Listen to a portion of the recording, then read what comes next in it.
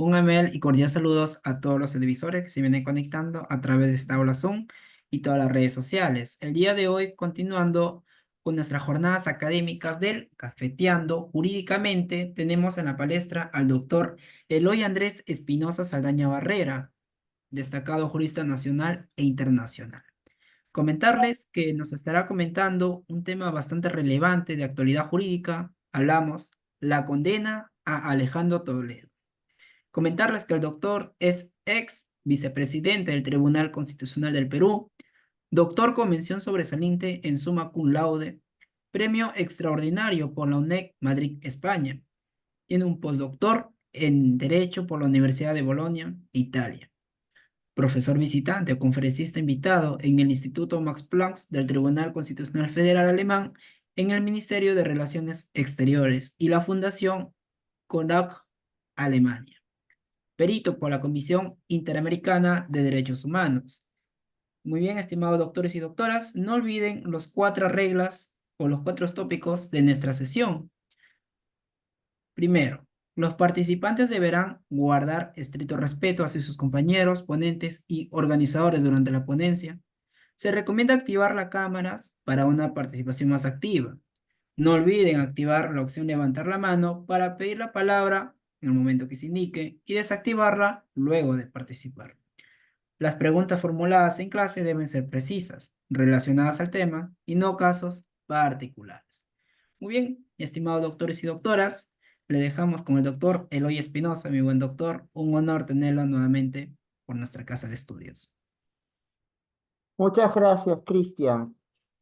Vamos a poner esto que se está grabando, pero que hay que aceptarlo. A ver, sí, está aceptado. Bueno, ¿qué decirles? Esta es realmente casa, cuando estamos reiteradamente invitados por la gentileza de Cristian y todo su equipo de Derecho en Línea. Y ahora para tocar un tema del cual todavía, y eso hay que especificarlo, conocemos parte de la historia. Pero la gente cree que porque se ha hecho un adelanto de una sentencia de una persona que ha tenido varios cuadernos de extradición, ya se sabe todo y todo está definido. No, hay que aclarar que hace muy pocos días, en primer grado de instancia, un caso que obviamente va a apelar cuando se tenga la sentencia completa, por lo que se nos ha dado un avance, va a apelar. El abogado en este momento, si lo mantiene, el señor Roberto Su, que es el abogado central en este momento del señor Toledo. Eso puede, si en la apelación no se está conforme, ir incluso a la Corte Suprema. Y hoy lo que conocemos no es el texto entero de la sentencia. Hoy lo que conocemos es un adelanto de lo que en conjunto se piensa que va a estar presentado hacia el 31 de octubre. ¿Qué es lo que pasa? ¿Por qué se hacen estas prácticas? Ante riesgo de que en un juzgado hay manos, y muchas manos causan arrebato, en buen cristiano, pueda filtrarse el sentido de la sentencia. Entonces, en casos emblemáticos, no solo en el Poder Judicial del Perú, sino en el Tribunal Constitucional del Perú, se usa la misma tónica. Yo hago un adelanto. Cuando se hace en un organismo de carácter unipersonal, como esta juez, lo que se está es cuidando que su personal no trascienda. Cuando se hace en un organismo de carácter colegiado, ya no solo hay una preocupación por uno de los integrantes y por su personal, sino porque pueda cambiar el sentido del voto, porque pueda en el transcurso de los días, al no saberse cuál es el criterio que está fijado, todos y todas tenemos que ser conscientes de algo. La sentencia no es tal hasta que no está firmada por quienes la configuran.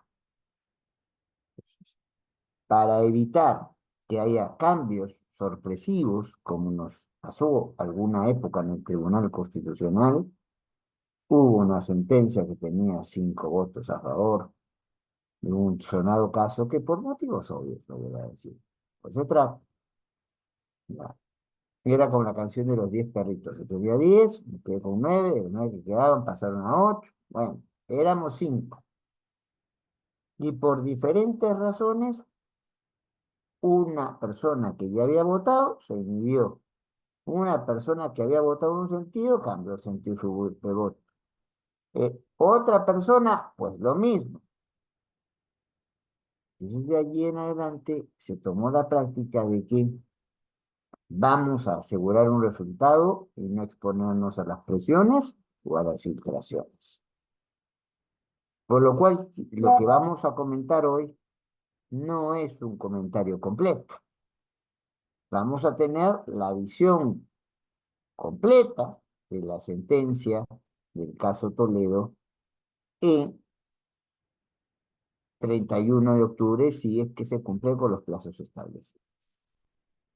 Dos, quería plantear, antes de entrar a temas que creo que son necesarios esbozar, porque esto no es solamente la explicación de la sentencia, sino de muchas cosas más. Toledo es imputado de una serie de delitos. Él sale del país y varios cuadernos pidiendo su extradición, porque él estaba en los Estados Unidos, son presentados. Pero no todos esos cuadernos han sido aprobados.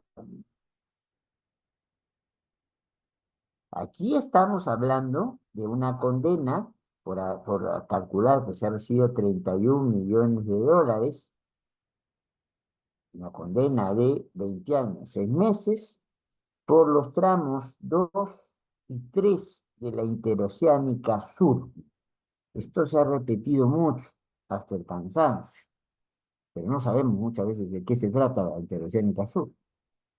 La idea está dentro de un proyecto de una iniciativa llamada la IRSA, la Iniciativa Regional de Integración Regional Sudamericana. La idea era comunicar diferentes puntos del Perú con diferentes puntos del Brasil para permitir una comunicación vial entre ambos países, con un beneficio que se planteaba como para ambos países. Brasil es un gigante, es una de las 10 economías más grandes del mundo, pero no sale al Pacífico, que es hoy el océano en el cual se agrupan las economías más importantes del mundo, con la sola excepción de Alemania.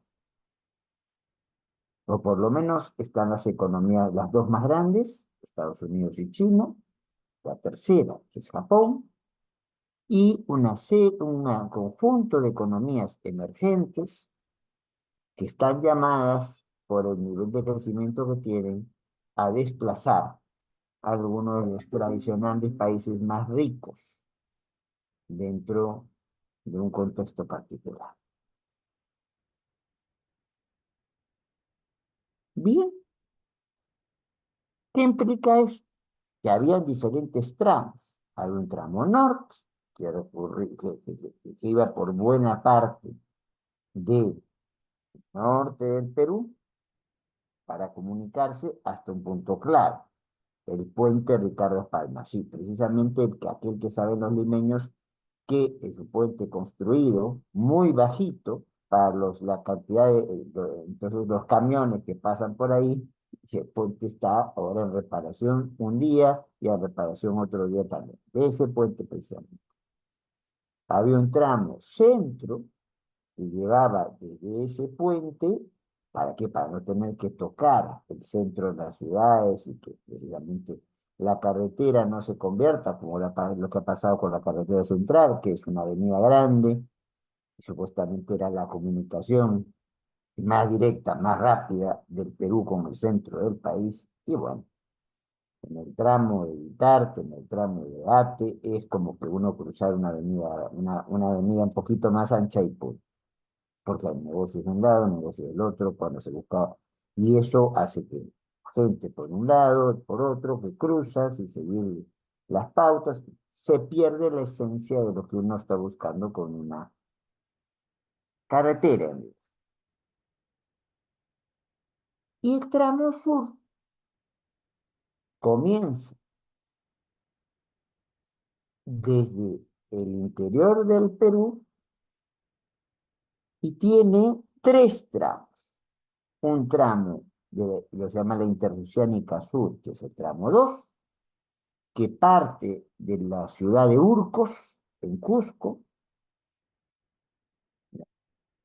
una ciudad histórica, importante, una de las ciudades más relevantes de, del Valle Sagrado de los Incas, hasta el puente, este tramo 2 va hasta el puente Inambari, en Madre de Dios. Puente Inambari porque cruza un río del mismo nombre. Y esto incluye el tramo 3 de Inambari hasta Iñapari. Iñapari es justamente la ciudad de frontera que tenemos con el Brasil, mirando a la región del Acre, ¿ya? Que es la región que da en esa parte, el mapa peruano es más o menos una cosa así. Iñapari está acá, y uno cruzando ya está en Brasil.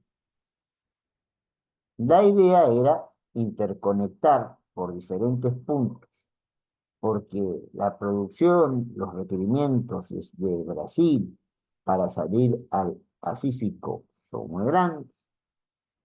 Entonces la apuesta de los brasileños era carreteras. No es la apuesta que después ha venido de los chinos del megapuerto de Chancay. No, esto es una apuesta de un negocio entre Brasil y Perú. Nos vamos a beneficiar comunicándonos.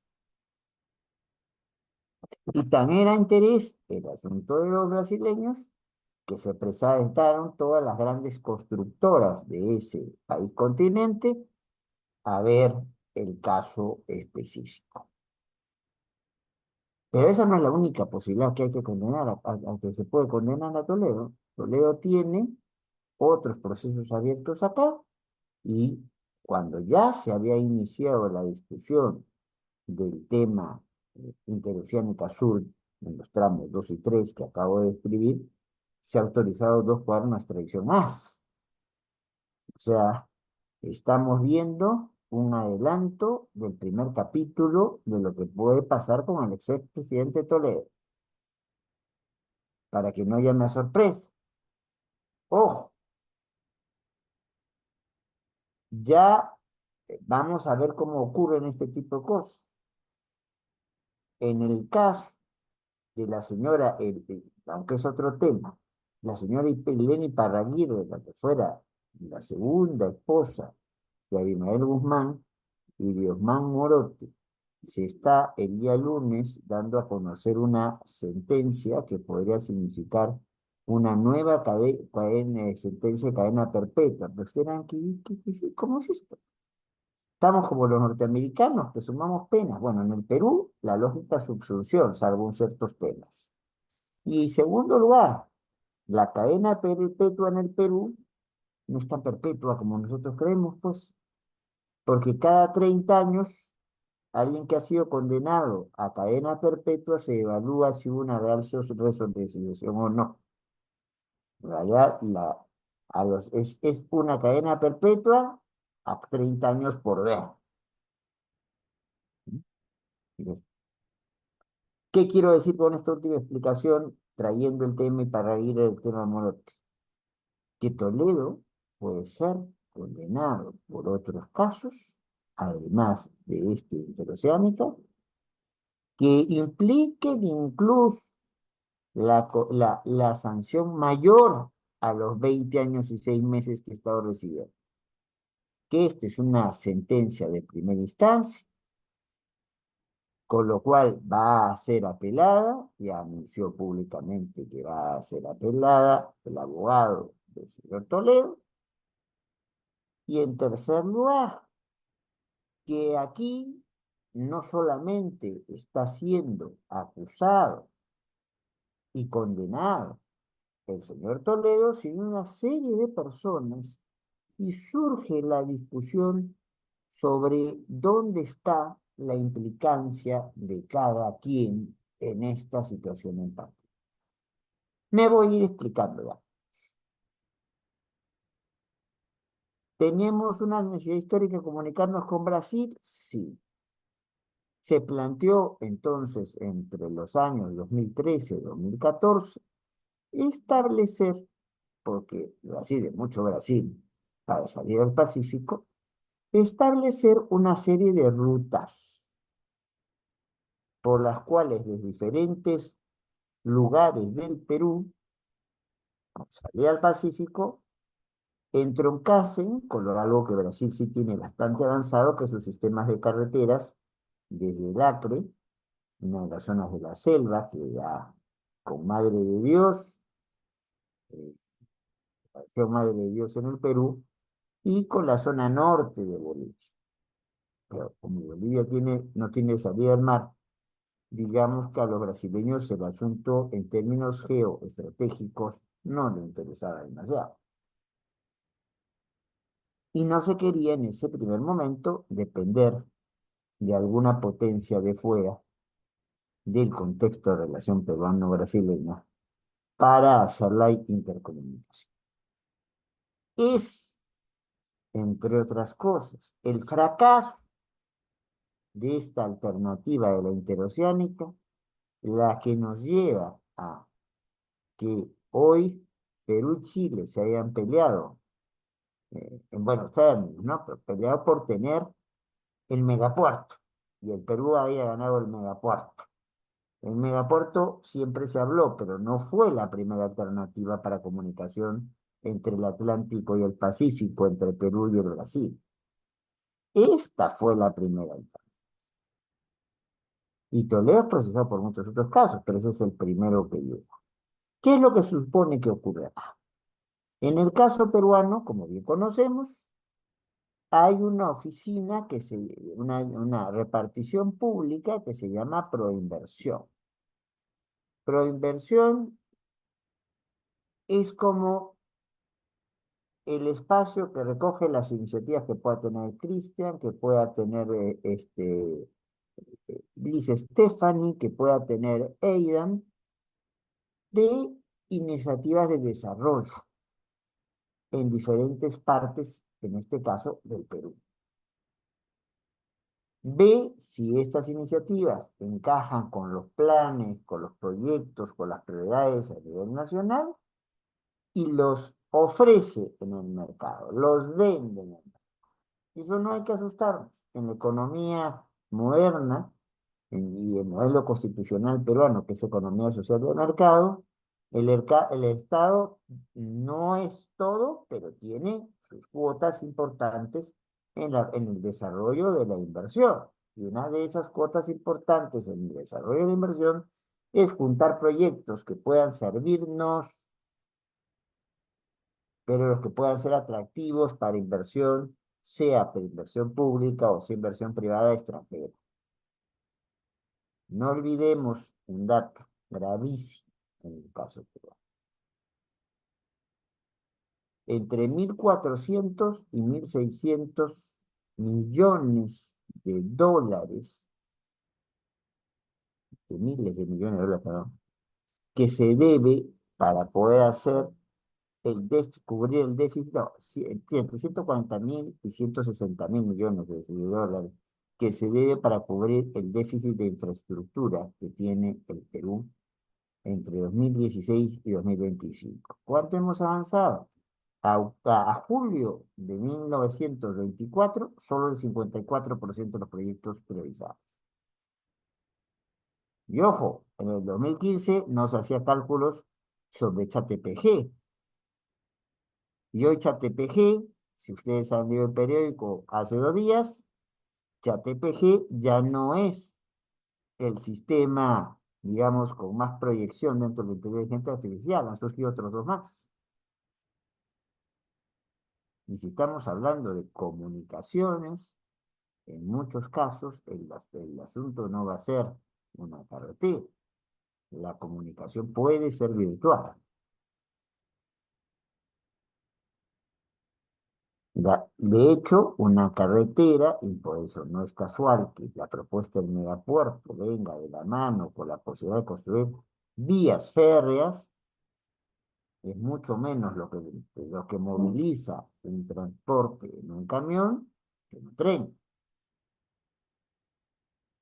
Son cosas que hay que tener presentes para ver. Entonces, este no era un juego cualquiera, ni para el Perú ni para el Brasil. Eran estrategias consideradas prioritarias en su momento. Y así también lo entendió algunas de las empresas constructoras de Brasil, y sobre todo la más grande de todas ellas, Odebrecht. Y viene trabajando en el Perú desde la época de Morales Bermúdez. O sea, antes incluso de la Constitución, de que se ponga en vigencia la Constitución de 1979. Y tuvo tanto crecimiento el trabajo de esta constructora en el Perú, que después del Brasil, en el segundo país del mundo que más ha intervenido ha sido en el Perú.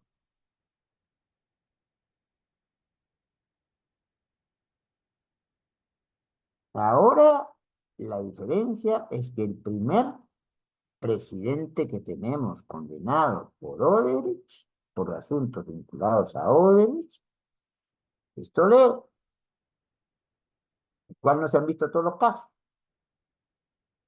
Pero también el expresidente Humala y su esposa tienen un procesamiento por casos vinculados a Odebrecht.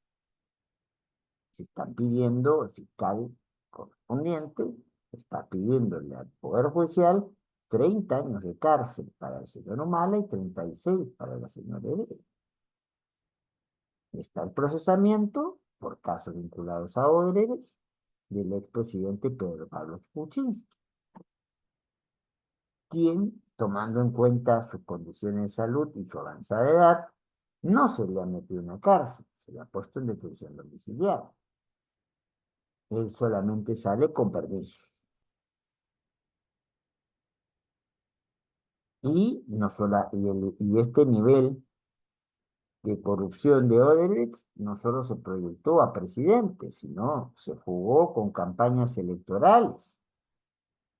Ese es el problema que el cual hemos conversado alguna vez, que es el conocido caso Cócteles, donde hay un dinero que recibe una candidata presidencial que no llegó a ser presidenta, que para tratar de justificar donaciones fuera de registro en una campaña, se inventaron probablemente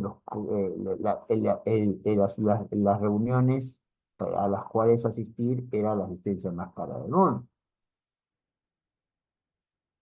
De ahí a que en el momento que ocurrieron estas situaciones fueran o no considerados delitos estos aportes de campaña no registrados o solo faltas administrativas, eso ya lo determinará al final del caso Cóctel. Pero lo que quiero decir es la magnitud que tuvieron las operaciones de soborno, de cohecho, de condicionamiento y funcionamiento de funcionarios en el cargo o de abrir la cobertura para que quien pudiera llegar a la función pública después, ya sea teniendo un interesante sitio en el Congreso o manejando la presidencia de la República, tuviera por lo menos una simpatía. Y esto no solo lo hizo Odebrecht a nivel brasileño, lo hizo también OAS, lo hizo Camargo Correa, por decir algunas de las compañías constructoras más importantes que tiene el Brasil. Es más, Odebrecht, por los cuestionamientos existentes, ya no formalmente se llama Odebrecht, tiene otro nombre.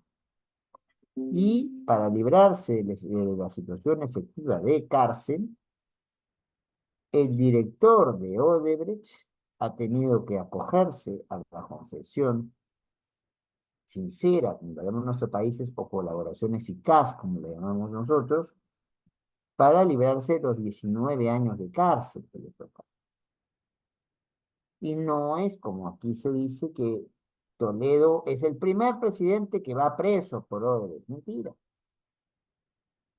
En el Brasil, el actual presidente brasileño, José Ignacio, conocido como Lula da Silva, estuvo preso precisamente por esto. Se le condenó por 14 años, que después hubo una interpretación distinta, salió antes y volvió a ser elegido presidente, es otro cantar. Con lo cual, ¿qué quiero decir? Esto amenaza ser como una saga, de la cual nos han hecho el adelanto del primer capítulo.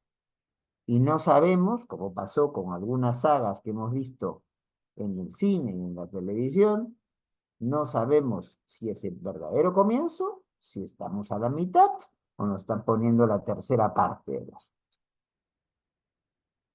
Este es un punto de algo que es muchísimo más.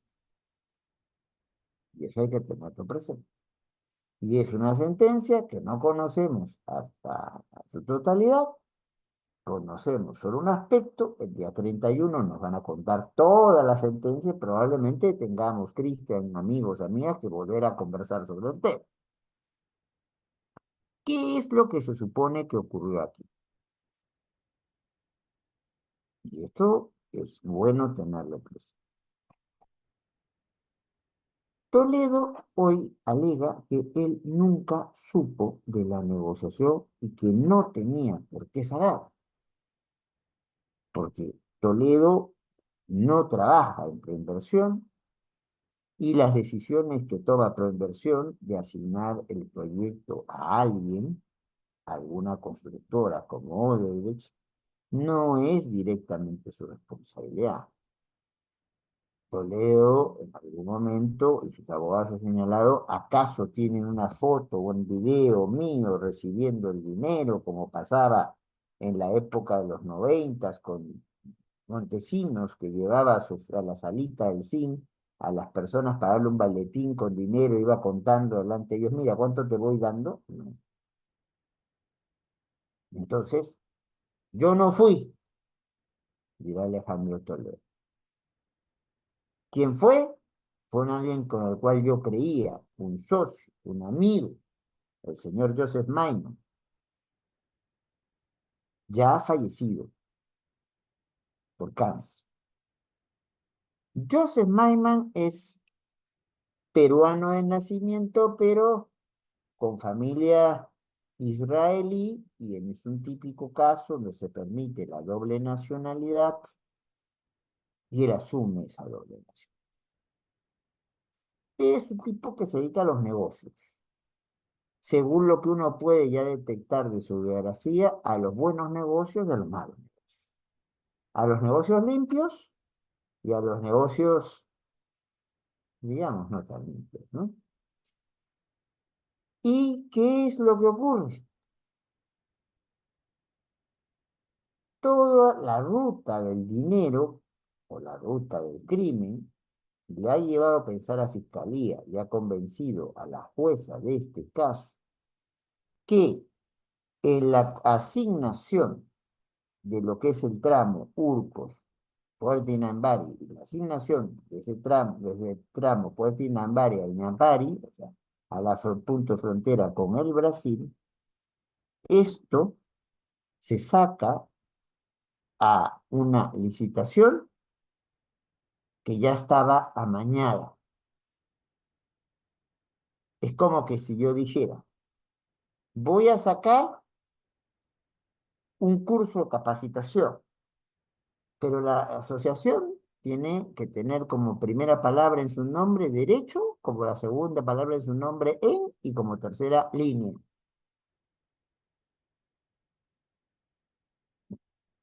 Todos sabemos quién va a ganar el concurso, ¿no? Y eso, como se hace, esos acuerdos se hacen por generosidad, primero que con el dinero de los contribuyentes y las contribuyentes no hay generosidad. Hay más bien que cuidarlo porque es parte de lo que sirve para satisfacer el interés público, el interés general y en algunos casos específicos el interés social. Excelente. A todos, a todas y preferentemente a los más vulnerables y a las más vulnerables. ¿Qué es lo que pasa? Construir estos tramos cuestan, por decir, como 140. La normativa nuestra sobre contratación pública dice que se debe preferir contratar a la oferta más barata, que ofrezca lo mismo que las otras, pero que sea la más barata. Entonces, yo constructora busco a Julio Paul, que es el funcionario, y le digo, yo ofrezco por lo que cuesta 140, yo voy a ofrecer 100, pero 20 van a ser para ti. Entonces, supuestamente, el funcionario no pierde, gana una cantidad de dinero, el Estado aparentemente termina sacando algo por menos precio, que no lo es por tan menos precio, porque además estas obras demoran, estas obras se hacen en un clima que puede ser inclemente. Si alguno de ustedes conoce Madre de Dios y ha estado en época de lluvias de Madre de Dios, pues las lluvias de Amazonas son un cuento comparadas a las de Madre de Dios, ¿no? Por si acaso. De allí, en ese momento, no solo no puedes seguir construyendo, sino que corres el riesgo que los materiales de construcción se te malogren. El gran problema que tuvo la señora Villarán como alcaldesa de Lima, también procesada, pero ella el problema con OAS, otra empresa brasileña, es que quiso hacer un puente subterráneo en el río Rima para la llamada Vía Amarilla, y el problema es porque, claro, el río Rima, que es un río muy estrecho cuando no hay lluvias, y es un río que crece muchísimo cuando llueve. Y cuando llueve, lo que estaban haciendo de pista, mientras no se terminaba la pista, no se terminó, se concluía de armar el túnel que iba a proteger la pista, era tapado y muchas veces mal tratado. ¿Por qué pongo esto a colación? Porque todo este tipo de contratos de concesión de obra pública van a siempre tener el riesgo de correcciones, enmendaduras, que significan mayor gasto de dinero, adendas en el contrato. ¿Y dónde está el negocio de adjudicárselo a la constructora XX? El negocio está que me va a pedir al principio menos, pero sabe que va a ganar más porque me pasa una cantidad de dinero y va a ganar mucho más por el riesgo de las adendas que puedan plantearse después. Ese es el gran negocio. Por eso es que se está implicando en esta situación, no solamente a Toledo, hay dos funcionarios de Proinversión, el señor Pascofón y el señor Bravo, para los cuales está pidiéndose 9 años de cárcel.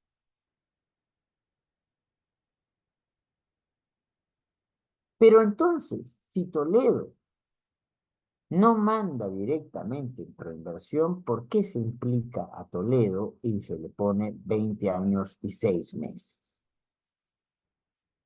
A ver, todo esto comienza en el caso peruano como técnica, y aquí que estamos con gente que le interesa mucho el derecho penal, ¿no?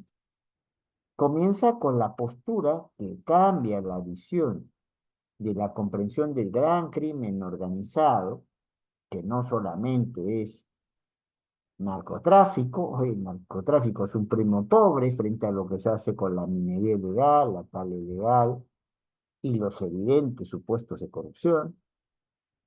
Independientemente de eso, también hay crimen organizado, o debiera, porque lo que ha hecho la ley del crimen organizado vigente parece una ley en favor del crimen organizado.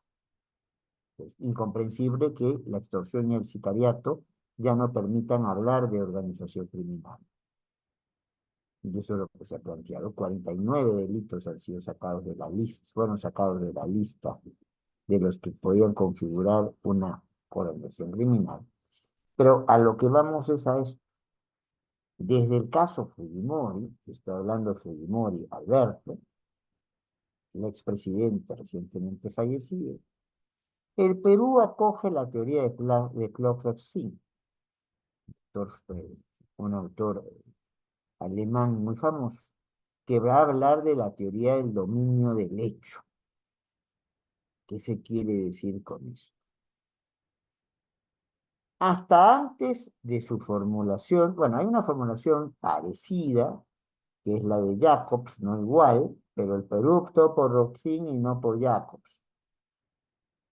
Por eso cuando muchas veces se dice, no, es que el magistrado, que era el jefe el presidente de la sala que juzgó a Fujimori, le mandaron desde España ya la respuesta para que él la pusiera en el papel. Mentira, porque la consulta que él le manda a un abogado, no sé, hay una pregunta sobre el video de Willy para todos, no sé a qué se refiere, Cristian, si podrías ver eso, ¿ya? Y- Entonces, sí.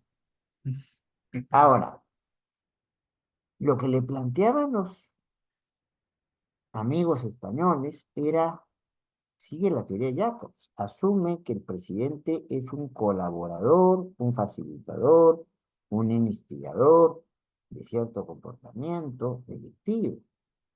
No, se optó por la teoría de Roxin. ¿Qué dice Roxin? El Estado es una estructura piramidal y sobre todo en ciertas partes del Estado esto es mucho más. Y si es una estructura piramidal donde no se hacen recomendaciones, sino se dan mandatos, órdenes que se tienen que cumplir o se deja el cargo, pues la cabeza de esa estructura tiene lo que se llama el dominio del hecho. Los comportamientos se definen al final. Sí, pero tenemos claro que alguien no puede, que es la cabeza, no puede desconocer lo que ocurre.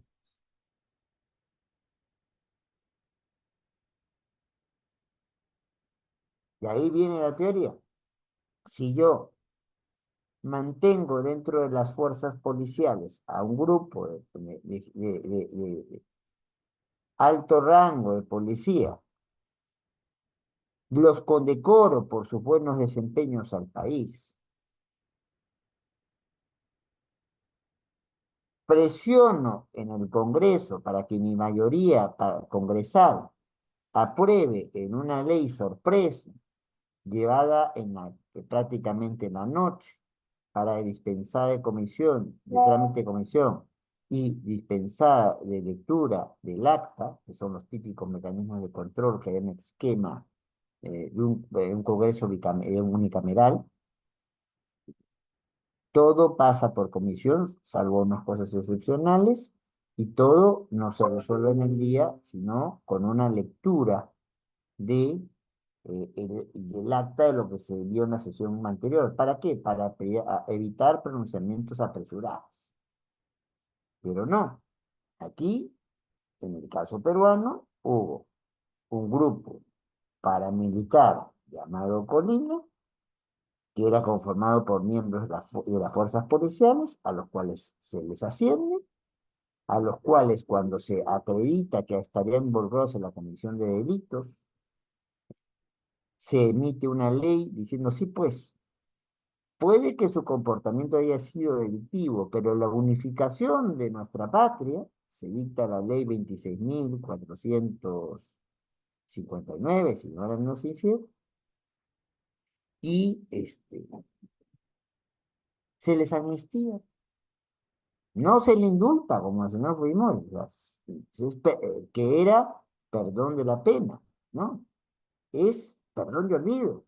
Nunca cometieron comportamiento contrario al ordenamiento jurídico bajo una buena condición. Entonces, todo esto que se hizo en una estructura que es piramidal, en un presidente como el caso de Fujimori,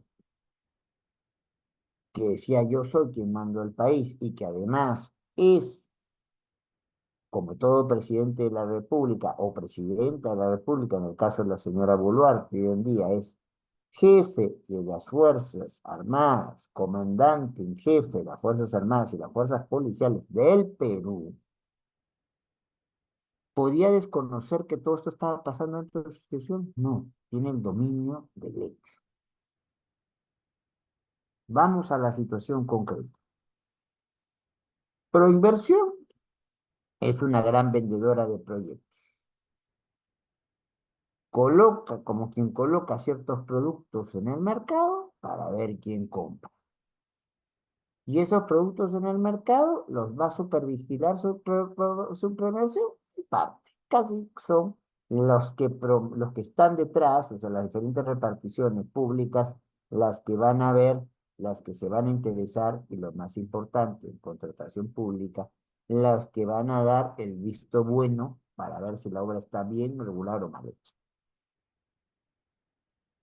Detalle, ¿de quién depende Proinversión? Proinversión es una instancia adscrita. ¿Qué quiere decir eso? Dependiente en términos presupuestarios. Tienes cierta autonomía, tienes cierta capacidad de regulación de su actuación, pero es una instancia adscrita a la presidencia y consejo de ministros. ¿Y quién elige al presidente y consejo de ministros? Presidente de la República. Supongamos que Omar es convocado por Cristian para que sea presidente del Consejo de Ministros y le propone a nuestro amigo Álvaro Cuba, siempre un gusto verlo. Entonces le propone a 10 personas más para que sean el gabinete. ¿Qué va a pasar? Si las propuestas de Omar, presidente del Consejo de Ministros, no satisfacen al presidente Cristian, pues el presidente Cristian le va a dar la mano, en el mejor de los casos, o mal, decir, muchas gracias por los servicios prestados, y saca su resolución en el diario oficial diciendo que ya deja de ser presidente del Consejo de Ministros, o mal. Hay que sacarnos de la cabeza esa idea que se repite tanto, que el presidente o la presidenta del Consejo de Ministros son primeros ministros. No, el primer ministro, la primera ministra, es un personaje en el escenario parlamentario, que es el jefe de la mayoría parlamentaria, sea porque un grupo llegó solo o porque ese grupo llega producto de una alianza. Y es el verdadero eje de la vida política del país, legitimado por que tenga la correlación mayoritaria en el partido mayoritario.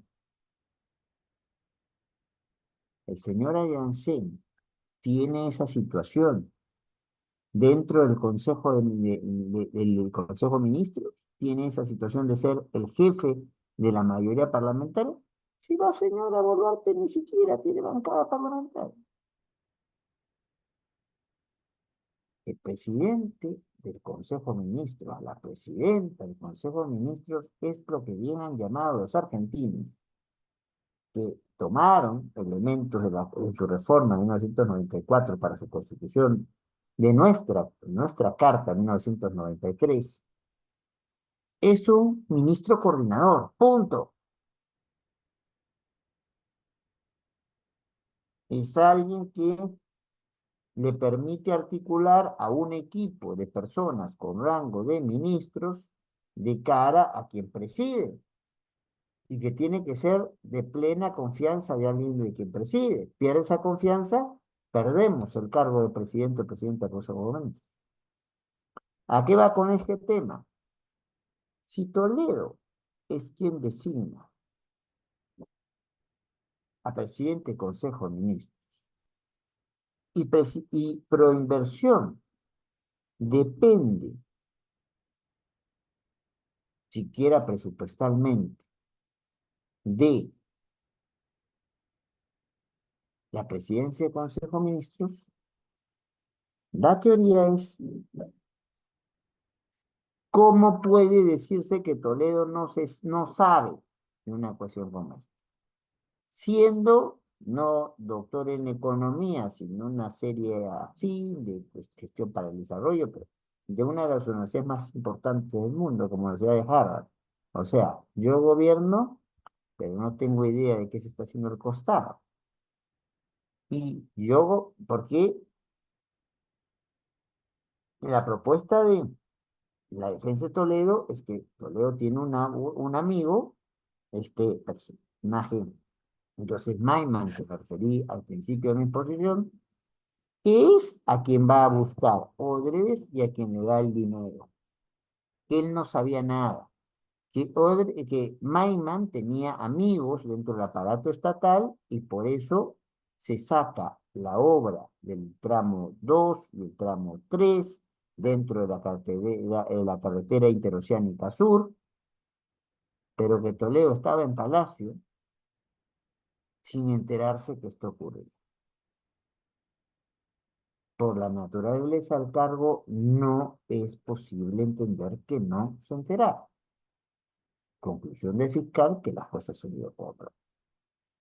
Y otro elemento que es importante tener aquí presente es que va a significar diferentes procesos para Toledo, es cómo llega el dinero y el desbalance patrimonial que vamos a encontrar.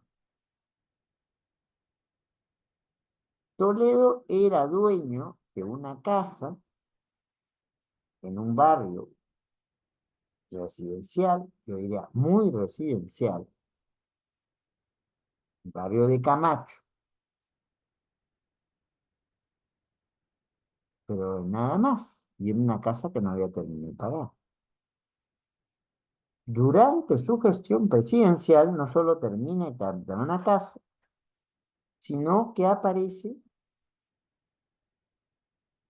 comprándose una casa de playa en uno de los lugares más exclusivos de la costa norte del Perú, que es Punta Sal, y aparece teniendo en nuestros edificios que se hacen ahora, edificios inteligentes, donde es el edificio que decide cuál es el ascensor que llega primero porque está más vacío, etcétera, etcétera, y tiene una serie de comodidades y previsiones,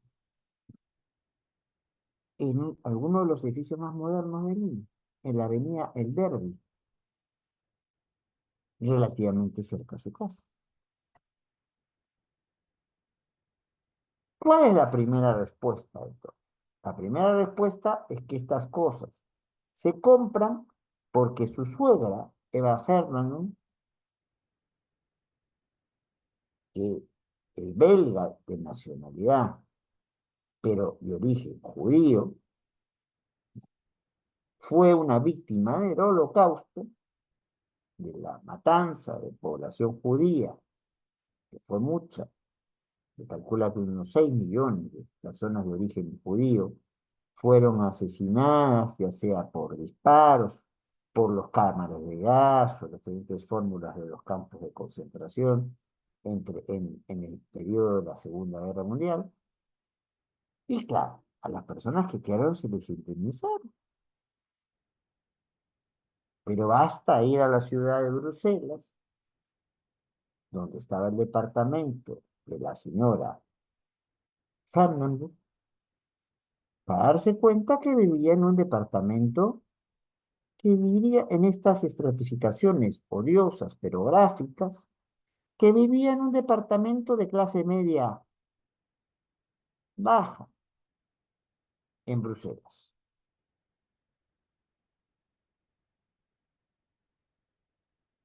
¿Cómo una persona que vive en esas condiciones va a poder, si le dé a su hija, a su yerno,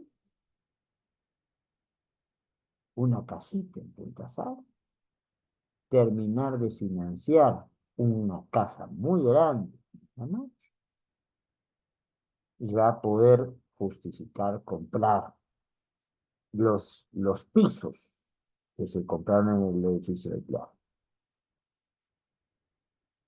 Difícil, ¿no? Entonces comienza a investigarse, porque la policía más útil, yo no niego la importancia del policía de tránsito, por ejemplo, que ayude a cuidar fronteras, pero el policía más útil para frente al crimen organizado, frente a los grandes casos de corrupción, es la policía de inteligencia. Eso no lo olvidemos nunca. Y esa policía de inteligencia tiene que trabajar de cara con quien es el defensor de la legalidad y el que nos acusa de la comisión de ciertos delitos o considera que no los hemos cometido. Ya allí en el Perú, la Constitución es muy clara, diciendo que el director de la investigación del delito va a ser el Ministerio Público, pero en otro tema que también hemos conversado en una ocasión, se ha aprobado una ley en la cual ese error se le regatea al Ministerio Público. Eso es materia de todo. ¿Cómo detectan que esta referencia a el holocausto, que presiona de primera manera, no es cierta? En primer lugar, comparando cuánto se le da de donación o de indemnización, para ser más precisos, a las familias que han sido víctimas del holocausto. Y ninguna recibía la cantidad que hubiera podido justificar las compras que hacía en favor de su hija y en favor de su yerno la señora Fanny. Dos, se descubre que Maiman, que es un gran negociante, ha creado empresas offshore. Offshore son empresas sin control que se instalan en ciertos países. La fórmula primero la manejaron los panameños y que les han desarrollado mucho son los costarricenses.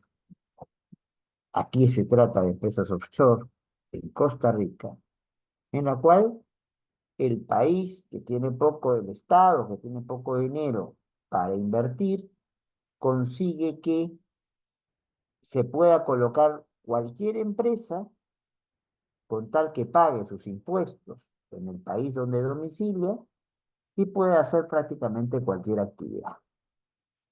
Ahí todos ganan. La empresa hace lo que quiere, es configurada por quien se quiere y el Estado en cuestión recibe un ingreso por impuestos y por otro tipo de ventajas que significa domiciliar una empresa en algún lugar que no recibiría con la producción de lo que tiene.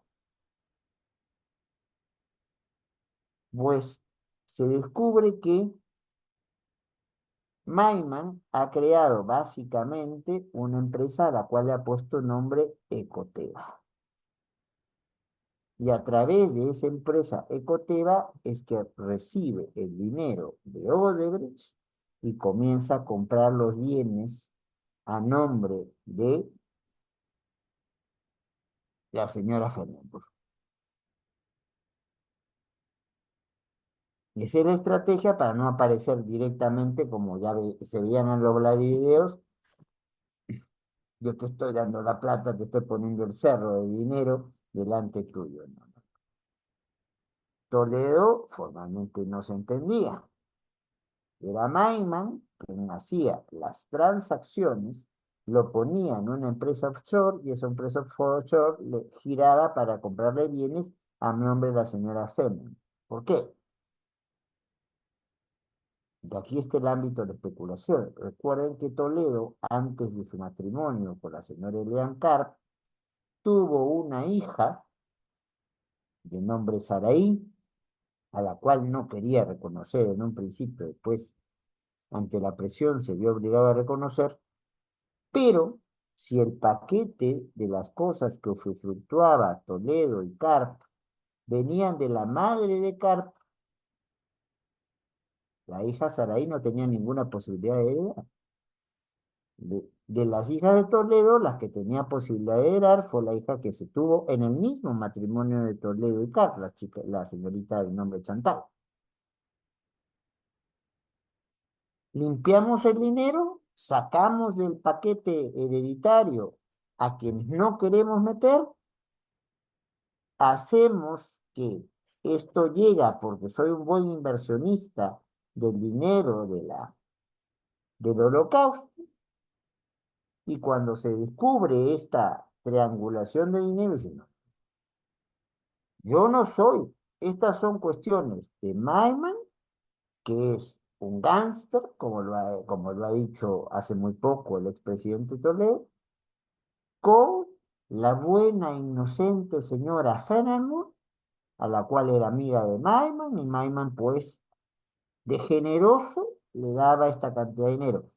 Y yo no tenía por qué saber que estos regalos a mi suegra eran consecuencia de que Maiman estaba haciendo de cobrador de la negociación incompatible que nos lleva a lo que se condena a Toledo en este caso, colusión, ponerse de acuerdo ¿para qué? Para que las obras se le den a Odebrecht en el tramo 2 y en el tramo 3 de la carretera interoceánica Sur.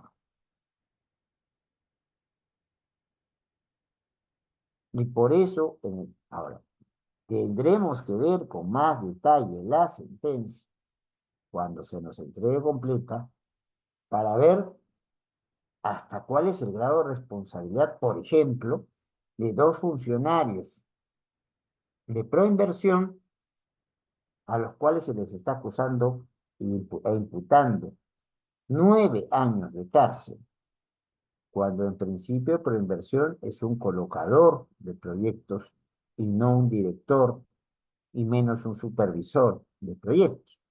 Habrá que ver qué nos pasa en el paquete completo. Pero la vinculación del Toledo viene así, y la respuesta de Toledo, se han escuchado estos últimos días a su abogado, es muy clara.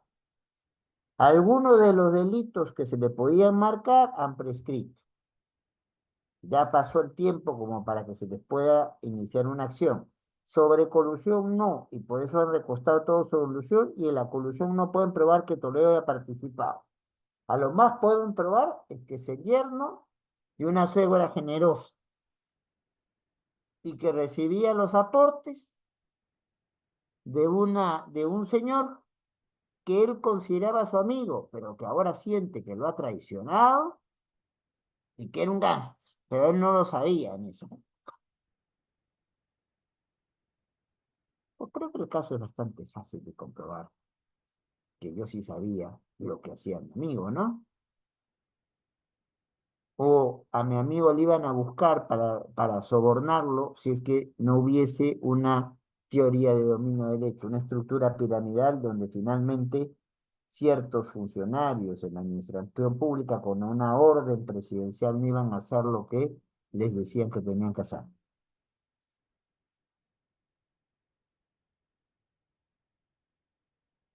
Yo creo que el derrotero del caso es claro, sinceramente, para quienes reivindicamos valores democráticos y reconocemos la energía que puso Toledo en actividades como la Marcha de los Cuatro Suyos.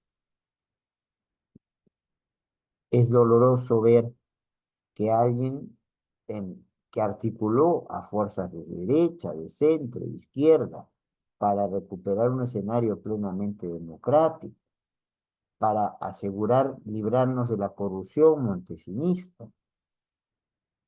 Sí, aquella donde pueden ver los videos viejos, donde el señor Montesinos, asesor de la Presidencia de la República, pero directamente asesor del Servicio de Inteligencia Nacional, daba el dinero de cada uno de nosotros y nosotras a diferentes personas, altos funcionarios, ejecutivos de importantes empresas, líderes de opinión, periodistas. Había un grupo a Fujimori le encantaba tener periodistas mujeres, le decían las gays. No solamente se dan estas situaciones delictivas o sospechosas de ser delictivas porque me toman en una cámara recibiendo un dinero de Cristian, cosa que nunca me van a ver, que nunca lo voy a hacer. Pueden haber espacios de triangulación que justifiquen esta situación. Y después, por la importancia de mi cargo, por mi rol directivo dentro del esquema, no puedo decir yo no supe, era una facilidad que le daban a mi suegra, que se le daba a alguien que tenía mucho dinero. Mm. La suerte de Toledo creo que echada está y bien echada. Y que lo que van a hacer los casos posteriores, las tramos posteriores es probablemente ante la injustificada, salvo que ustedes sigan creyendo en la historia de la indemnización por el holocausto,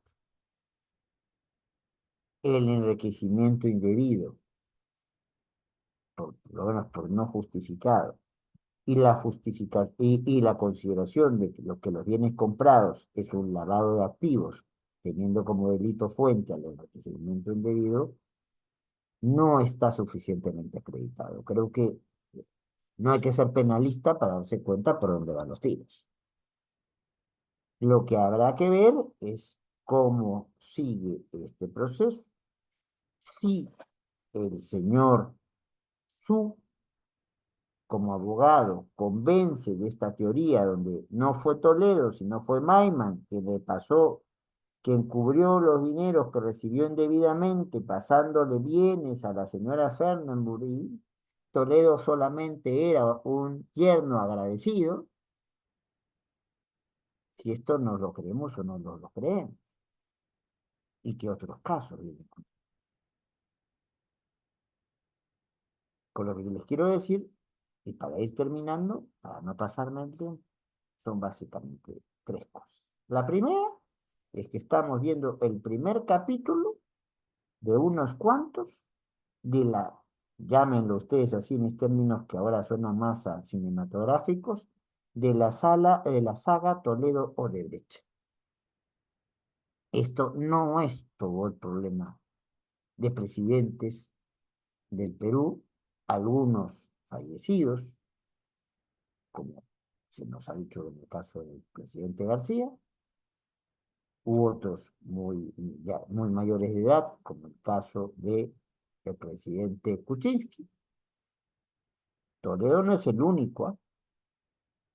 Es al primero que le han puesto una condena, punto. Vienen más, vienen más. Y es necesario que vengan más para que se sepa la verdad de lo ocurrido, de cómo se han malgastado los fondos públicos en el país, de cómo, por así poder limpiarnos de un estilo de hacer político en el Perú y recuperar la confianza en la clase política peruana que está ya bastante desgastada. Si no veamos las encuestas, Presidencia de la República, 4% de aceptación, 92% de rechazo abierto, 4% no sabe, no opina. Congreso, solamente 8% de aprobación. ¿Quién cree en la clase política hoy y cómo recuperar la credibilidad de la clase política? Que no se repitan, pues, este tipo de situaciones. Y si se dan, porque a veces el esquema o la tentación frente al dinero o las cuotas de poder son muy grandes, que haya mecanismos eficientes y eficaces de sanción de quien caiga. Esa es la primera consideración. La segunda consideración a tener presente es que hay un efecto ejemplo y hay un efecto espejo. Las estructuras anticorrupción son las últimas estructuras dentro de un Estado que tienen que ser desactivadas. Y ahí hago pública, aunque me meten problemas, como eso me estas cosas siempre, hago pública mi preocupación por la actual redacción de la ley de crimen organizado, aunque se ha mejorado un poquito el parámetro inicialmente impuesto, pues el tratamiento que da esa ley, el tratamiento que se da a la ley supuestamente de desarrollo desarrollo de la actividad forestal, el tratamiento que da la ley supuestamente de la promoción de la minería artesanal, que termina más bien promocionando la actividad de la minería ilegal al margen del ordenamiento jurídico, y que esto siga. Porque si esto sigue, no se ha permitido la renovación de partidos, pues las primarias abiertas dentro de cada partido, lo que se llamaba la fórmula de las PASO, no se han aplicado. ¿Cuál va a ser la clase política que suceda al actual Congreso y a la actual presidencia? Entonces, es importante no desactivar los espacios que nos permiten descubrir esto. Y tercero, en eso cierro,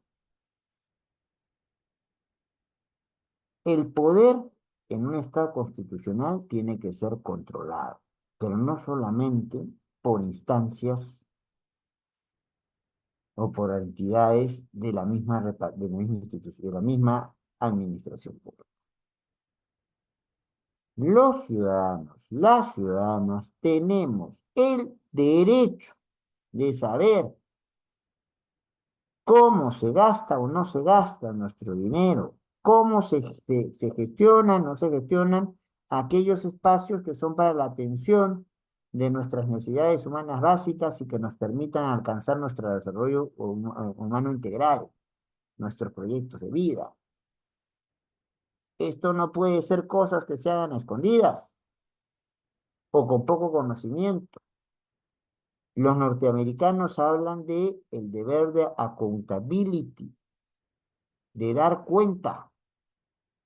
Quien tiene cuota de poder y sobre todo cuota de poder público, poder y venido por una elección político partidaria, más que nadie tiene que tenernos al tanto de cómo se están haciendo las cosas que le corresponde hacer, cómo se está invirtiendo el dinero que se pone en sus manos y no puede hacerse al resentido o a la resentida si se le pregunta eso. No puede pasar 100 días sin contestar preguntas al respecto y cuando responde preguntas al respecto dice, no, no, no, no.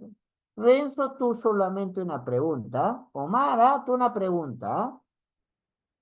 Y no te contesto más. Debemos abandonar esa cultura del secreto, de la cual habló hace muchos años la inicial composición de la Defensoría del Pueblo, para entender que esto es lo público. Y lo público es lo de todos y todas. Y si es de todos y todas, todos y todas tenemos el derecho a saber qué se hace, qué no se hace y cómo se gasta el dinero que supuestamente debería venir en beneficio del conjunto y no de algún interés puntual y particular, muy respetable, pero no es el que motiva la actuación de las reparticiones estatales y de los altos y altas funcionarias que hay a ese. Creo que estas son algunas cosas que nos plantea el caso Toledo hoy, y habrá que ver, como les digo, qué evolución tiene. Esta es una primera condena entre varios procesos que se le están abriendo y otros que se está habilitando la extradición, y ya iremos viendo. Parece que nuestra historia está llena de parece estas series por capítulos o estas sagas de películas por capítulos. Pues eso no lo inventé yo. Eso es lo que tenemos y eso es a lo cual tenemos que estar atentos para que no se repita. Lo dejo allí. Muchísimas gracias, como siempre, a los amigos de Derecho en Línea. Mi agradecimiento a los que en un sábado en la noche nos están acompañando viendo en directo. Y agradecimiento también a quienes vayan a ver esta actividad en fechas posteriores, porque entiendo que la misma se cuelga en la página de Derecho en Línea y bueno, nosotros, por lo menos nosotros tratamos de difundirlo porque siempre Derecho en Línea nos lleva a pensar y repensar temas que son importantes para la realidad de nuestro país. Y en ese sentido, todos aportamos. Muchas gracias. Excelente ponencia, mi estimado doctor Eloy Espinosa, como siempre impecable. Muy bien, con su venia, estimado doctor, damos acceso a la comunidad jurídica a levantar su manito, la opción levantar la mano o dejar en la casilla de comentarios si tienen alguna pregunta o alguna duda durante la sesión. Nos dice Renzo, muchas gracias. Ilustreva ponencia. Maffer, muchas gracias. Excelente ponencia, doctor Eloy. Muy bien, Muchas vamos a gracias. esperar. Yo soy el agradecido. A ver si hay alguna pregunta. Así es. Muy bien, pueden alzar la manito para efectos de darles acceso al audio. Esperemos unos momentos. Eh, en esa línea, estimado doctor, como bien sabemos que ya se condenó a Toledo, pero hay un pequeño detalle con referente a su esposa, Eliane Carr, donde ya el poder presidido pues con de César San Martín, la Sala Penal Permanente ha solicitado la extradición de su Ujú. ex por este caso de Coteva. Pero si bien sabemos que Perú no tenemos tratado con Israel, donde actualmente se encuentra la esposa de Toledo, en esos casos eh, se declararía, no procedería la extradición. Porque, Vámonos, eso es una estupenda pregunta. A ver, la señora Carp no solamente nació en Bélgica, en la zona. Bélgica es un país donde la parte norte se habla flamenco, la parte sur, que es la parte valona, como le llaman ellos, habla francés. Por eso mucha gente decía que ella era francesa. Ella no es francesa, ella es belga, de la zona donde se habla, pero de una familia de origen judío, registrada como familia de origen judío desde siempre. Tiene la señora desde siempre un doble pasaporte. ¿Qué es lo que pasa con Toledo y qué es lo que pasa en Concar? Si la mamá he sido la intermediaria de recibir, digamos, los favores del señor Maynard, es más difícil creer que si el yerno no se, que la hija no se haya enterado cuando el yerno está implicado. Ella está, según lo que está planteando la Corte Suprema, porque eso, aun cuando el caso esté en primera instancia, la decisión de a quién se extradita, la extradición es la sospecha de la comisión de un delito para que te traiga y se te juzgue, o para que estando ya juzgado y condenado se escapó, para ponerlo a disposición a donde debe estar detenido. Pero básicamente lo primero frente a lo segundo. Entonces, no debe parecernos raro que la señora Carp, a la cual todavía no se ha juzgado por esos temas, no tiene un pronunciamiento de primera instancia diciendo que es culpable, nada menos que la sala penal permanente, encabezada por el magistrado que usted señala, que ha señalado nuestro amigo Cristian, pues se la quiere traer, la quiere extraditar. Pero hay un detalle, no tenemos tratado de extradición con Israel e Israel no tiene la práctica de permitir la extradición de sus connacionales, cosa que pasa con muchos países. Estados Unidos nos ha traído, porque pedimos la extradición de Toledo, pero si hubiese sido un norteamericano el que hubiera cometido los delitos aquí, si hubiera los Estados Unidos, muy difícilmente podríamos tenerlo para juzgar.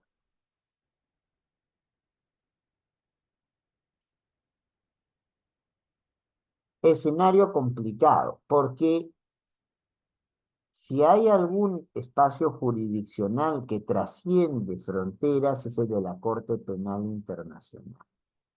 Y la Corte Penal Internacional no ha sido pensada para delitos de corrupción.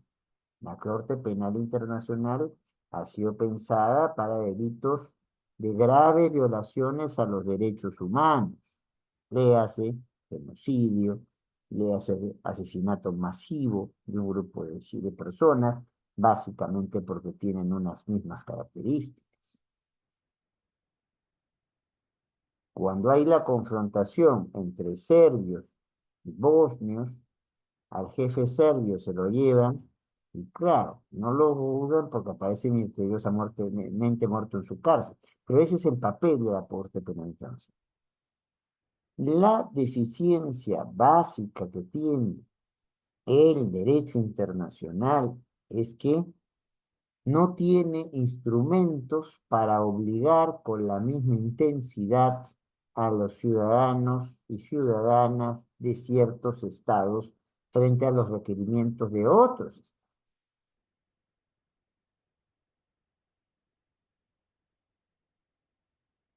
Es más fácil que las bombas de Irán saquen a la señora Carr de Israel que un requerimiento internacional hecho con una ciudadana con nacionalidad israelí la saquen de Israel. Así de duro es, querido Cristian. El sistema no es perfecto.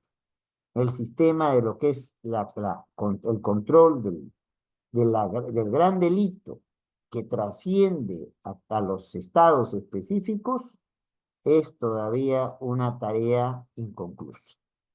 No es una tarea culminada y nos puede permitir estos vacíos.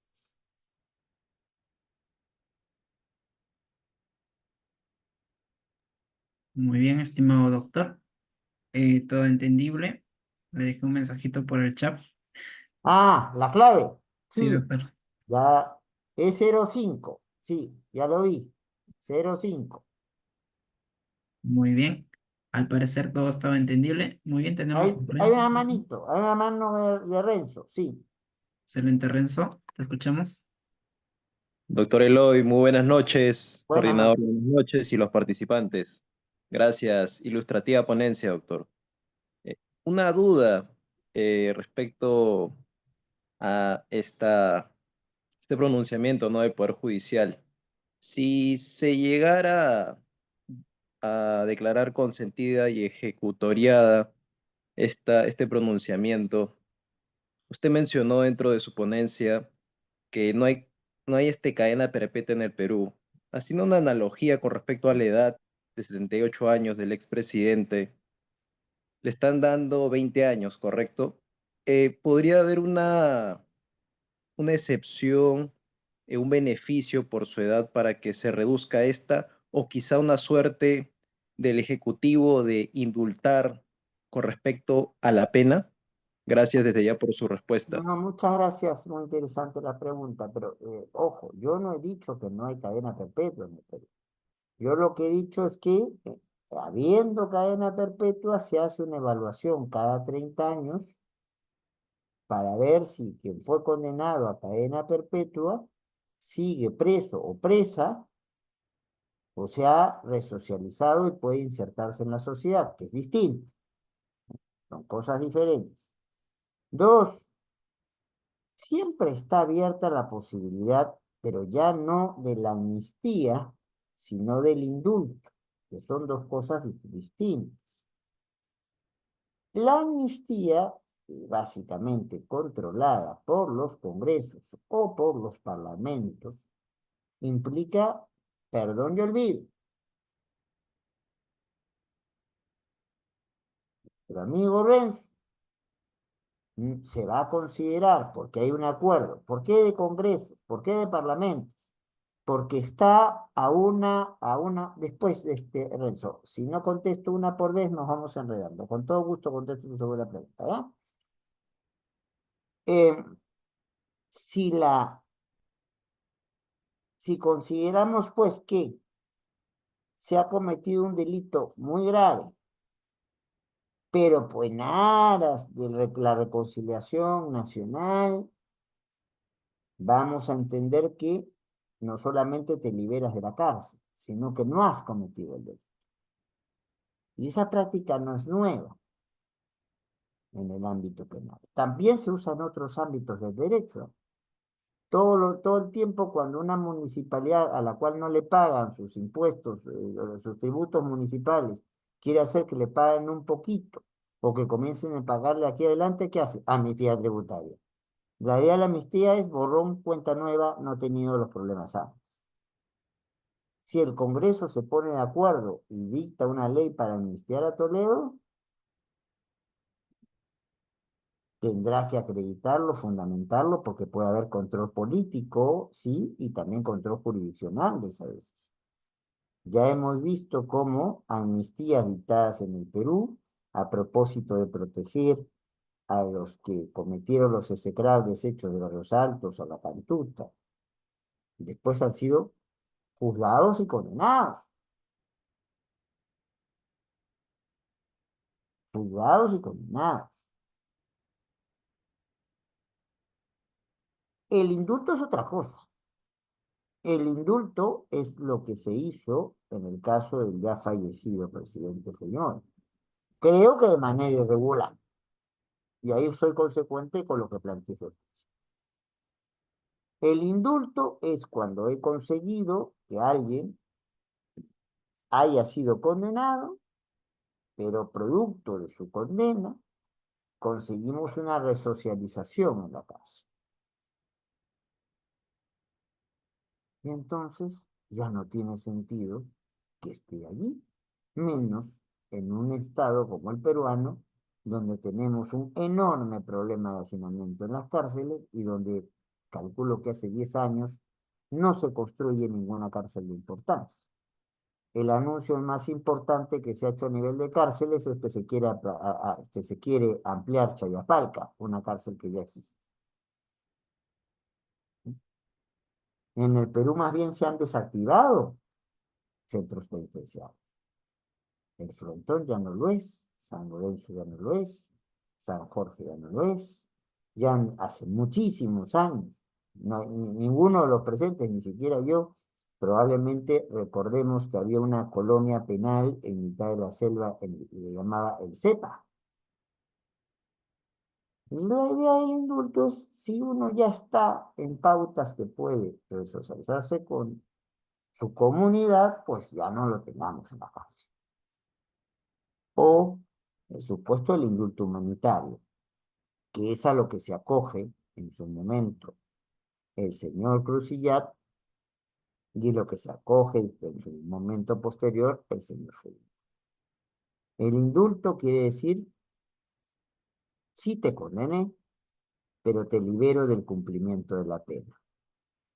¿Por qué? Porque tienes una grave enfermedad que no puede ser tratada a cabalidad dentro de un centro penitenciario o llevándote a un centro penitenciario a atender. Y de allí no es casual el discurso de Alejandro Toledo decir, quiero morir en mi casa, tengo cáncer. ¿A qué le está tirando la plantilla? Pues no seamos inocentes, ¿no? Está buscando que el gobierno de turno, porque esa es una acción gubernamental, diga, bueno, te merecías la condena, pero te indultamos. Y lo plantea ahora en su primera condena, porque sabe que tiene otros casos, y que va a ser difícil por cuestión de edad, por cuestión también que puede tener algunos de los problemas de salud que tenga, y puede ocurrir lo que pasó con Alberto Fujimori, al cual, en realidad, no sé si estará en el supuesto del indulto humanitario, los informes demuestran que no, pero, y la posición de la Corte Interamericana fue muy firme al respecto, mostrando que no, y, sin embargo, lo indultaron. ¿Por qué lo indultaron? Porque se venían otros cuadernos de extradición de Chile que hubieran sido tan o más peligrosos Yo no sé si Fujimori se hubiera podido librar de Pativilca, por ejemplo. Entonces, Toledo es clara la estrategia. Yo no fui, fue Maima en coordinación con mi suegra. Y yo, que iba a protestar si me regalaban pues una casa, me regalaban una casita de playa, me pagaban unas oficinas a todo dar, yo ¿por qué iba a protestar? Y además, estoy, como diría la canción de hace unos años, flaco, cansado y sin ilusiones, ¿no? Estoy mal, estoy enfermo, quiero morirme en mi casa. La estrategia me parece que es bastante clara. Yo no voy a decir si correcta o no. No soy quien para evaluar la estrategia procesal de algunos colegas en sus casos en particular. Tendría que conocerlos a detalle y siempre hay una valoración ética que no se puede dejar de lado. ¿A qué nos puede llevar a esto? Volvamos a lo firme y consentida que estaba planteando el amigo Renzo. Una sentencia es firme cuando se agotan todas las posibilidades de impugnar. Una sentencia es consentida sin necesidad de que se agoten todas las instancias, y no digo ya, bueno, lo que han resuelto es justo, lo que me puede venir es peor, y mejor me quedo aquí. Que en algunos casos, agotando todas las instancias, yo pueda terminar consintiendo y haya sentencias que sean firmes y consentidas, es básicamente cuando he votado la vía interna y no quiero discutir el asunto en espacios internacionales. Esta no es una sentencia firme y hasta donde estamos viendo no va a ser una sentencia consentida. Ya salió a declarar el abogado de Toledo que va a impugnar este resultado. Y yo creo que este caso no para hasta la Suprema. Este caso en particular. ¿Por qué? Puestos en la estrategia que se ha montado, por un lado, es Maiman con la suegra, las del problema, yo soy solo un beneficiario indirecto, y de otro, estoy muy enfermo, no quiero morirme en la cárcel. En ese escenario, yo voy a hacer los procesos lo más largo posible para que llegar pues a a una edad más avanzada y un deterioro más avanzado de la salud del expresidente Toledo para allí pedir el indulto humanitario. Si es que no me absuelven, por lo menos que no me tengan en la cárcel. Había otra pregunta que hacía Renzo, que ya no la pude ver. No sé, Cristian, si me la puedes transmitir o al mismo Renzo. Sí, nos comenta Renzo. Sí, doctor. Respecto a la efectividad de la cadena perpetua, ¿no es estricta? Mm, Si se refiere a que vamos a estar el resto de nuestros días en la cárcel, hay que entender que el parámetro, cómo se comprende el derecho penal en el Perú, guste a algunos y disguste a otros. El derecho penal no es básicamente un mecanismo de control social, no es en los delitos y las penas de caridad. O sea, no es sacar de la sociedad al incómodo, incómoda porque no respeta las reglas de juego de la sociedad en que vivimos. Hoy, el parámetro del derecho penal es buscar que quien hizo un comportamiento grave, repudiable por su sociedad, que fue encajado por la autoridad competente a través de la norma correspondiente, sin oscuridades y sin generalidades. Estoy hablando del principio de legalidad con sus principios de tipicidad y de taxatividad. Y además se recibe una repercusión, llámese sanción, que sea una sanción idónea, que sea una sanción necesaria, una sanción adecuada o proporcional en sentido estricto, pues se quede en la cárcel. Pero cuando consigamos que pueda ser útil a la sociedad, pueda reinsertarse en él. Esa es la lógica de nuestro derecho penal hoy, aquí, en el Perú. Eso es lo que permite, sí, se te condena por cadena perpetua, pero que se pueda evaluar que después de 30 años haya elementos suficientes como para que una persona pueda haber cambiado, que pueda así reinsertarse en la sociedad. O sea, no es tanto un problema de efectividad o no efectividad de la pena. El problema de efectividad de la pena se da cuando yo termino procesando a alguien en rebeldía, haciéndole una sentencia y esta persona no aparece, se desaparece, y de esos, con cofre o sin cofre, tenemos casos que conocemos recientemente, ¿verdad? Ahí sí hay un problema de efectividad de la pena. El problema en esta situación en particular es no de que la pena deje de ser efectiva porque yo haga una nueva evaluación de la persona. No, yo ya lo condené a que toda la vida esté en la cárcel, pero le debo dar la oportunidad, si mi parámetro no es encerrar porque es algo dañino a la sociedad y hay que apartarlo de la sociedad por siempre, sino mi parámetro es poder conseguir difícil, más difícil en la condición de nuestras cárceles, que alguien vuelva a articularse a esa sociedad a la cual tanto daño hizo, pues no estamos hablando que la pena no es efectiva. Estamos hablando que la finalidad de la pena no es sacar, es como sacarnos algo podrido en el cuerpo y arrimarlo en un lugar donde no nos haga daño. No, la idea es recomponer.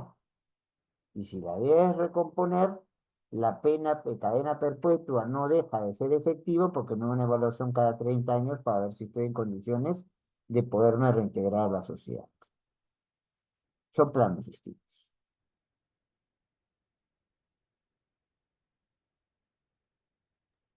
Muy bien. Al parecer ya no hay más, ya no hay más preguntas, estimado doctor. Al parecer todo está conforme. Agradecemos por su ilustre ponencia referente a este tópico de la condena a Alejandro Toledo. Sí, es correcto. Clave 5, la fecha de cumpleaños del doctor Eloy. Ah, pero no digas qué mes todavía. No, no, Todavía, no, todavía. no. Eso ya lo vemos después. Eso ya lo vemos después. Le va a llegar regalos, doctor. Ya lo vemos también después.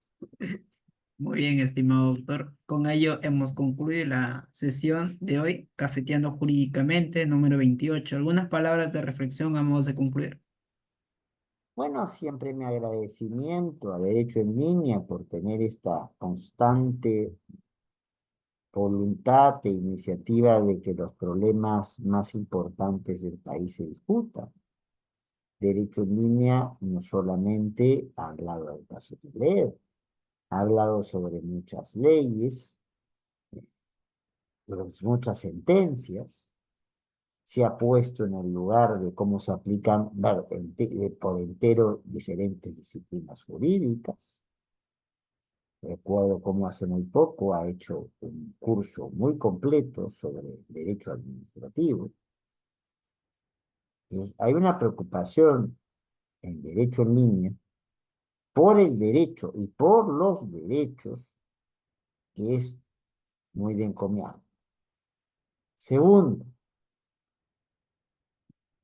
este tipo de cosas te obligan a ser más amigo de la verdad que tus amigos y te pueden traer problemas. Pero en mi caso, bienvenidos los problemas, porque si una sociedad no se acostumbra a decir las cosas como son y termina tapando la boca por miedo o por represalias a quien dicen las cosas como son, después las crisis no solamente son crisis, pueden terminar en un colapso. Entonces, mejor que nos digan las cosas como son, para tener, así como se dice, después propósito de enmienda, confesión de boca y arrepentimiento pleno, y pasar a otra conducta, no insistir en los mismos errores, no agravarlos, y con eso agravar la situación del conjunto que estamos viviendo. Y para eso es que hay un doble agradecimiento a ellos. No solamente el agradecimiento permitirnos discutir temas, sino de proporcionarnos elementos de juicio para que actitudes como esta, que estamos evaluando, miren lo paradigmático que es el caso, Alejandro Toledo sale a la palestra como el gran defensor de una sociedad que reclamaba frente a comportamientos corruptos de sus autoridades, y miren qué termina el personaje. Y todavía estamos en la primera parte de todos los casos que van a verse sobre él. Y bueno, por último, mi gratitud a quienes, reitero, a quienes se han quedado hasta esta hora, inamovibles, ¿ah? Inamovibles, allí, a pesar de que estamos ya bien avanzadas las horas en un sábado por la noche, por escucharnos, por vernos, por hacer preguntas muy interesantes, o por estar acompañando a lo largo de toda esta intervención. Y con ellos también agradecer a quienes después vean y puedan generar sus propios comentarios, sus propias opiniones, sus propios puntos de vista sobre esta situación y otras que, como siempre, Derecho en Línea tiene la iniciativa, la valentía de ponerlas en el escenario. Nosotros somos solamente medianos instrumentos en estos valiosos esfuerzos. Un fuerte abrazo. Mil A gracias, ti las estimado. gracias, Renzo, por tu comentario.